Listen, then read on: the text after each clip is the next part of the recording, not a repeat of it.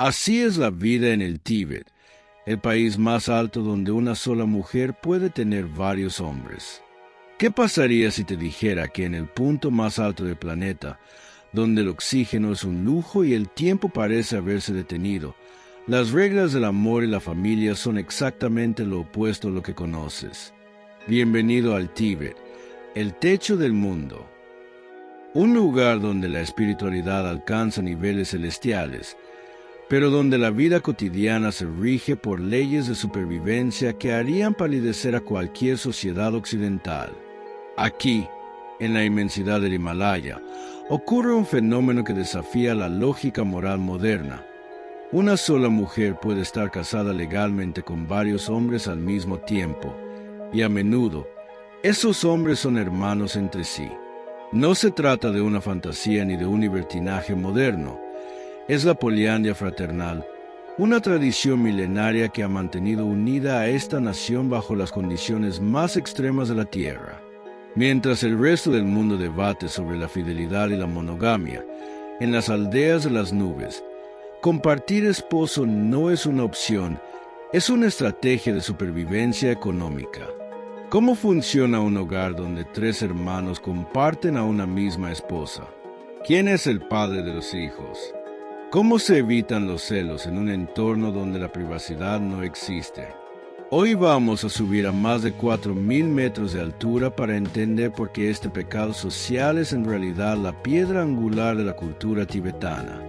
Pero el Tíbet es mucho más que sus matrimonios inusuales. Es un territorio donde los muertos no se entierran y se incineran, sino que se entregan a los buitres en rituales que te helarán la sangre. Es un país de contrastes violentos, entre el silencio absoluto de los monasterios y la cruda realidad de una población que vive bajo una vigilancia política constante y una naturaleza que intenta matarte en cada invierno. Prepárate para un viaje que desafiará tus sentidos y tu ética. Vamos a explorar la psicología de una mujer con 3 maridos, los secretos de los monjes que pueden alterar su temperatura corporal con la mente y la razón por la cual este país es considerado el lugar más místico, a la vez más incomprendido del globo. Abre tu mente, porque en el Tíbet, lo que te llama imposible es simplemente la rutina de cada mañana. Bienvenidos al corazón prohibido de Asia. En los próximos 25 minutos, desglosaremos el funcionamiento interno de las familias poliándricas, revelando cómo se organizan las tareas del hogar, la economía y la crianza de los hijos cuando hay múltiples figuras paternas bajo un mismo techo de adobe. Veremos cómo esta práctica evita la división de las tierras escasas y mantiene la riqueza familiar intacta a través de las generaciones. Es un sistema de eficiencia brutal, donde el amor romántico queda en segundo plano, frente a la preservación del linaje en un desierto de hielo. Analizaremos también el fenómeno de los cuerpos de arcoíris y la ciencia detrás de la meditación tibetana. Te mostraré cómo los yogis logran sobrevivir a noches bajo cero vistiendo solo una sábana mojada que secan con su propio calor corporal mediante la técnica del tummo. Es el contraste definitivo entre la fragilidad biológica y el poder ilimitado de la mente. Entraremos en templos donde la luz de las lámparas de mantequilla de yak ilumina estatuas de deidades que parecen sacadas de una pesadilla, pero que representan la compasión absoluta. Exploraremos la geografía extrema de la meseta tibetana, un lugar tan hostil que ha obligado a sus habitantes a desarrollar una genética única para procesar el poco oxígeno disponible. Verás cómo la vida en Lhasa, la capital, intenta equilibrar la modernidad de los rascacielos y los trenes de alta velocidad con la devoción de los peregrinos que recorren kilómetros postrándose cuerpo a tierra en el asfalto. Es un choque de siglos que ocurre en cada esquina, un país que lucha por mantener su alma mientras el mundo lo empuja hacia el futuro. Finalmente, descubriremos la estremecedora tradición de los entierros celestiales. Verás por qué para un tibetano, el cuerpo es solo una vasija vacía que debe ser devuelta al ciclo de la naturaleza de la forma más generosa posible. Quédate hasta el final. porque la conclusión sobre el significado de la vida y la muerte en el Tíbet te hará cuestionar si nuestra forma civilizada de vivir es realmente la más cuerda. Este es el relato de un pueblo que vive más cerca del cielo que cualquier otro, y cuyas leyes no son de este mundo. El Tíbet no es solo una región, es una fortaleza natural de 2.5 millones de kilómetros cuadrados, rodeada por las cordilleras más altas del planeta. Conocido como el Tercer Polo, este territorio contiene la mayor reserva de agua dulce fuera de las zonas árticas, alimentando los ríos más grandes de Asia, desde el Yangtze hasta el Ganges. Su geografía es tan extrema que la presión atmosférica es un 40% menor que a nivel del mar, lo que convierte cada movimiento en un esfuerzo titánico para quien no ha nacido en estas alturas. Es un desierto de gran altitud donde la radiación solar es feroz y el viento puede arrancar la piel. Demográficamente, el Tíbet es un vacío inmenso habitado por apenas 6 millones de personas. La densidad poblacional es una de las más bajas del mundo, lo que ha fomentado una cultura de clanes nómadas y pequeñas aldeas aisladas por valles intransitables. Los tibetanos no son solo habitantes de la montaña, son una evolución biológica. Estudios genéticos han demostrado que poseen una variante del gen EPAS1, heredada de los antiguos denisovanos, que les permite vivir sin sufrir mal de altura crónico. Son, literalmente, humanos diseñados para tocar el cielo. La vida aquí se divide entre los nómadas de las llanuras del norte, los Droppa, que viven en tiendas de lana de yak negro siguiendo los ciclos de los pastos, y los agricultores de los valles del sur. Esta división ha creado un contraste social fascinante.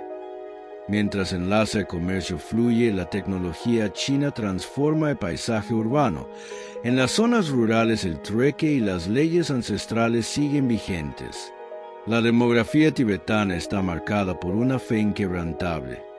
Se estima que, históricamente, hasta 1/3 de la población masculina vivía en monasterios, lo que alteró profundamente la estructura familiar y propició las prácticas matrimoniales que veremos más adelante.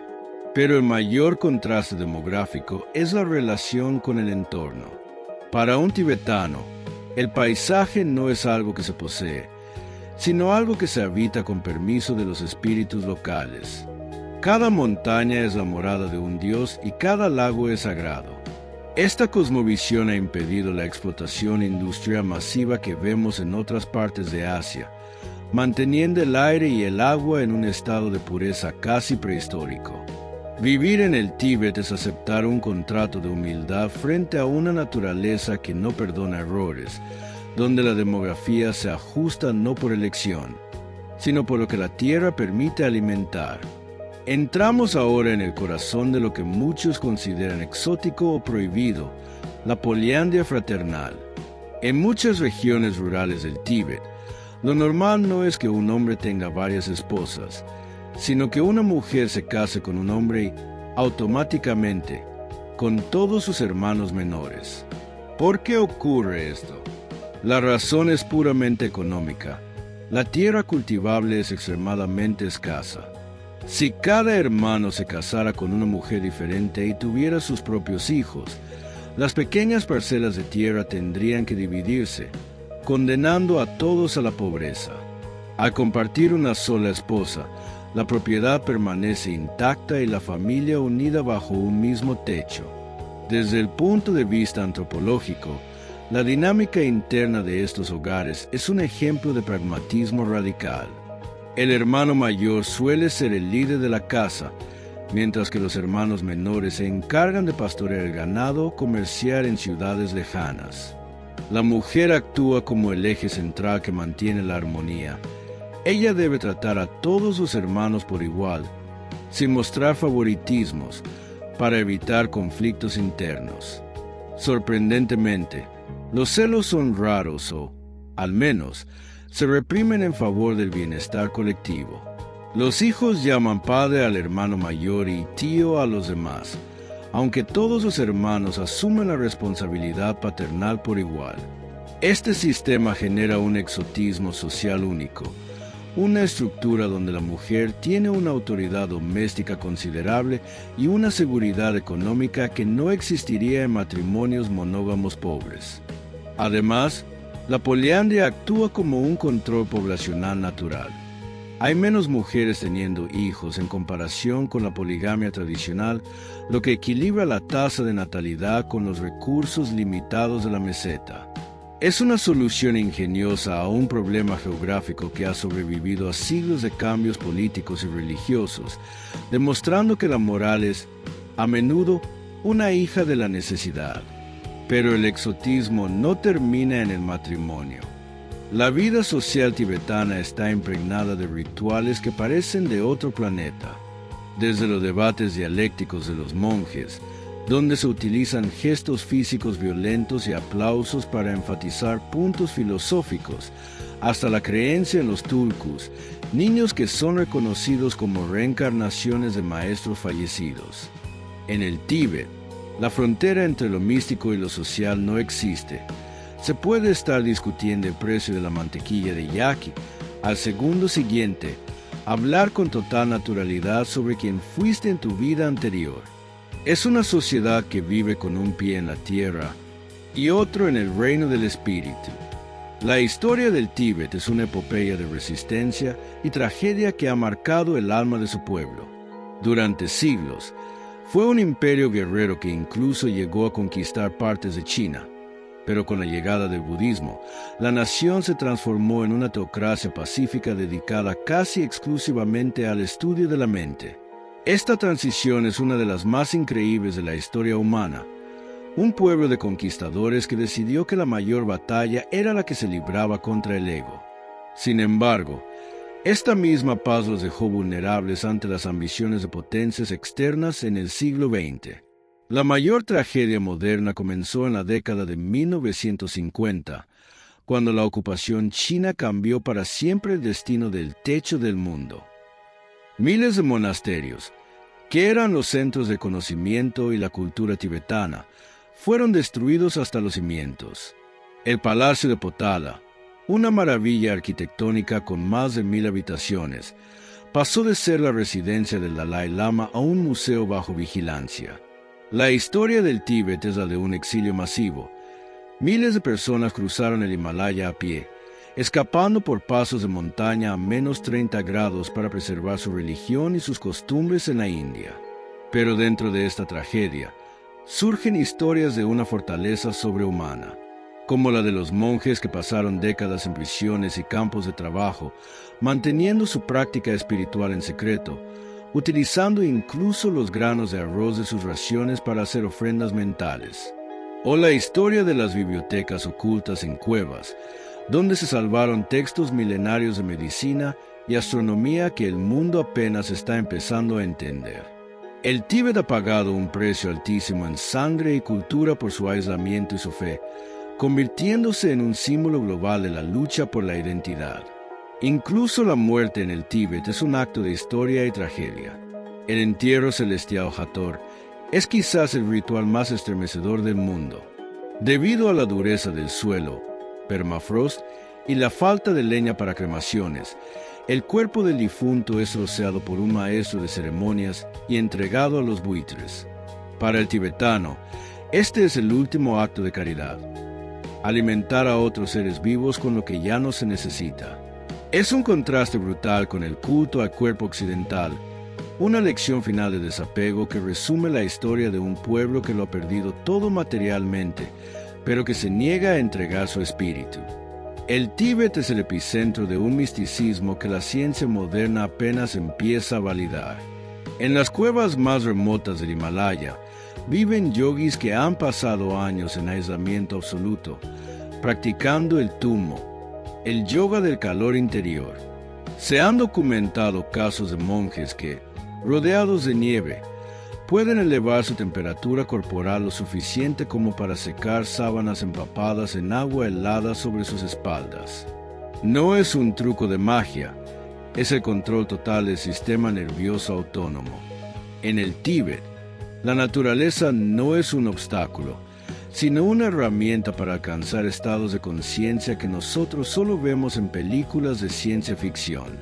La geografía misma es sagrada, destacando en Monte Kailas, una pirámide de roca y nieve que nunca ha sido escalada. Para budistas, hindúes y jainistas, es el centro del universo. Los peregrinos realizan la Kora, una caminata de 52 kilómetros alrededor de la base de la montaña, algunos de ellos recorriendo la base de postraciones completas. Se tiran al suelo, marcan el lugar con sus manos, se levantan y caminan hasta ese punto para repetir el proceso. Este esfuerzo físico extremo en condiciones de poco oxígeno es el testimonio definitivo de una fe que trasciende el instinto de preservación. La naturaleza tibetana alberga secretos como el hongo oruga o yarsagumba, conocido como el Himalayan Viagra. Es un hongo que parasita a una larva bajo tierra y brota de su cabeza. En el mercado negro, vale más que su peso en oro. Esta maravilla natural es el motor económico de muchas familias nómadas, creando un contraste surrealista. Campesinos que viven en condiciones medievales recolectando un hongo que terminará en las mansiones de los millonarios de Shanghái o Nueva York. Es la tierra proveyendo tesoros extraños en el lugar más inhóspito. Finalmente, el Tíbet nos enseña sobre la impermanencia a través de sus mandalas de arena. Los monjes pasan semanas creando intrincados diseños geométricos con granos de arena coloreada, solo para destruirlos en un segundo una vez terminados. Es el reflejo de la vida en el Tíbet, una belleza infinita construida con esfuerzo en un entorno hostil que puede desaparecer con un cambio de viento o de política. El mayor misticismo del Tíbet no está en sus milagros, sino en su capacidad de sonreír y mantener la paz en el lugar más alto, más frío y más difícil de la tierra. El Tíbet es un espejo de lo que la humanidad puede lograr cuando se despoja de lo innecesario. Un lugar donde tener 3 maridos es lógico, donde entregar tu cuerpo a los buitres es sagrado y donde la mente puede vencer al hielo. ¿Podrías vivir en una sociedad donde el amor se comparte por el bien de la tierra? Déjamelo en los comentarios. Suscríbete para seguir explorando los límites de la cultura humana y recuerda, a veces, para ver la verdad, hay que subir a donde el aire es escaso. Nos vemos en el próximo video.